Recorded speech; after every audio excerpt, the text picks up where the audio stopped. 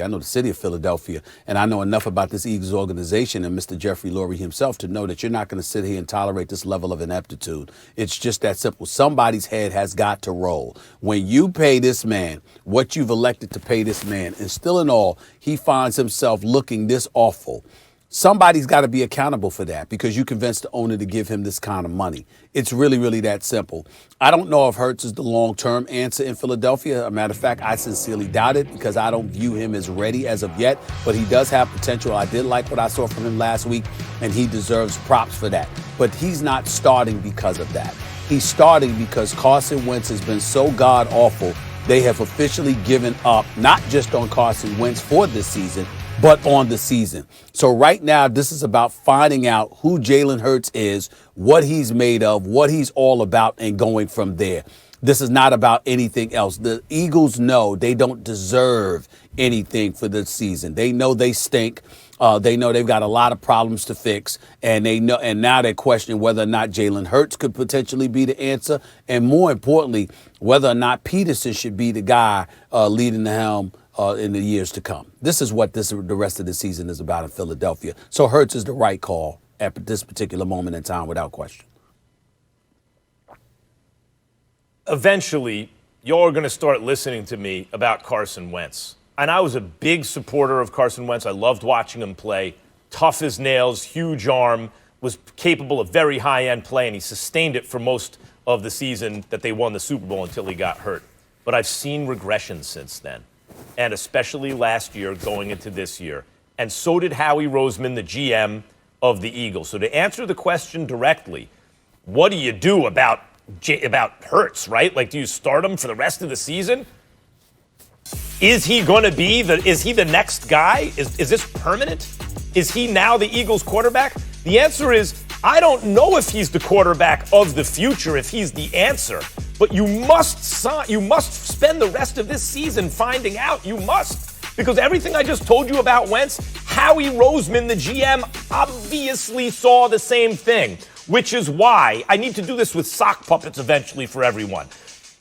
Why would a team that needs help at receiver, why would a team draft a quarterback in the second round when they have a 27-year-old franchise quarterback under a $100 million contract who's untradeable with that contract? Why would they draft a quarterback in the second round when they could have used that second-round pick to bundle it and go get DeAndre Hopkins and they need a receiver? Why would they draft a quarterback in the second round when they could have used that pick to move up in the draft and get a receiver like a CeeDee Lamb? Why? Because they were worried about Carson Wentz's regression, and their fears have now come to pass. So, can Hurts be a starting quarterback in the NFL, a franchise quarterback? I wouldn't rule it out. People are very focused on what a guy can't do. Tua took his job. Well, Tua was a very, very high draft pick. Right? I mean, like, they thought he was going to be the next great one, a left-handed Drew Brees. That's okay. He played for Nick Saban and Lincoln Riley in college. Like, obviously, he can play. Can he do that in the pros? The Eagles think maybe. That they suspect he can. That's why they used a second-round pick on Hurts. So now they're going to have a top 5 or 6 pick probably this year. Do you draft a quarterback, yes or no?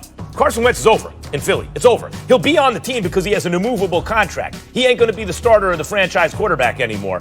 They have to decide, can this guy we drafted in the second round as an insurance policy against Wentz's regression, can he be our quarterback, yes or no? This is the audition right now, Stephen A. The rest of this season will tell you whether Hurts is the Eagles quarterback going forward or whether they draft a quarterback.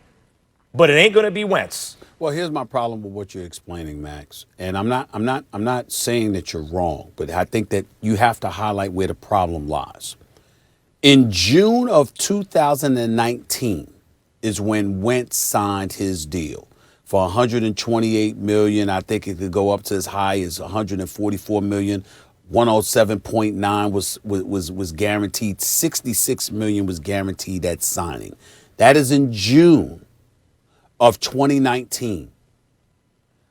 Months later, not even a year, is when the draft took place, and they drafted his successor. Now, if I'm Jeffrey Lurie, that's grounds for automatic dismissal right there.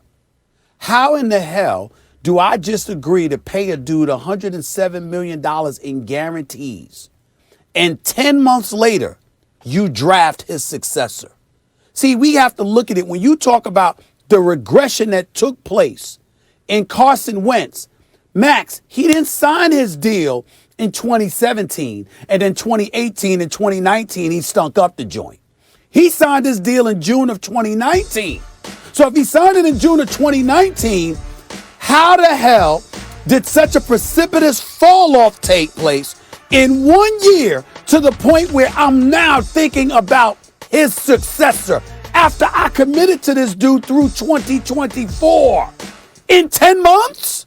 So what I'm saying is, wait a minute, what happened? What happened in that 10-month period? Again, I'm not saying that you're wrong. What I'm saying to you, as you talk about Carson Wentz, because you're notorious for bringing up his regression and the fact that Roseman drafted his successor. I said, okay, so let me work with Max here and let me dissect this.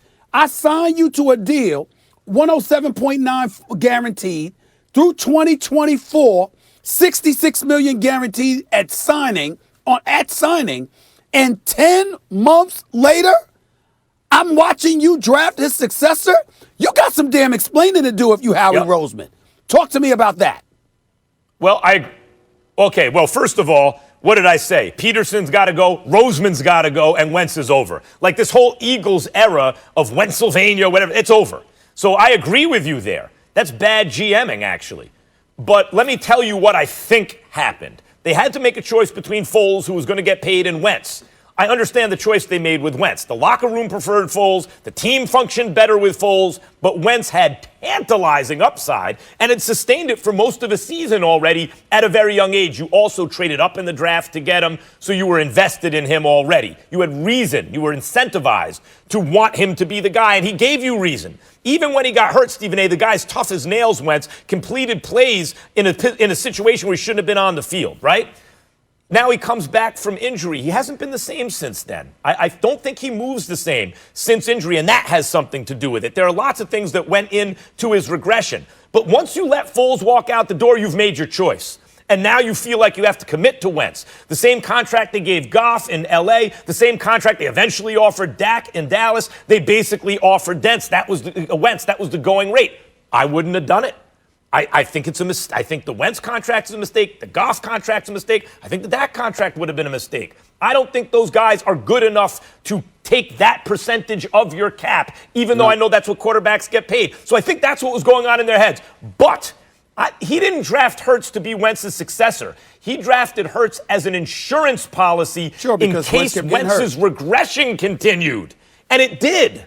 Well, Wentz kept getting hurt. So that had a lot to do with it. My point is, if you make that kind of investment, you go all in to make Wentz look good, not to make him insecure, because just 10 months earlier, you gave him that money.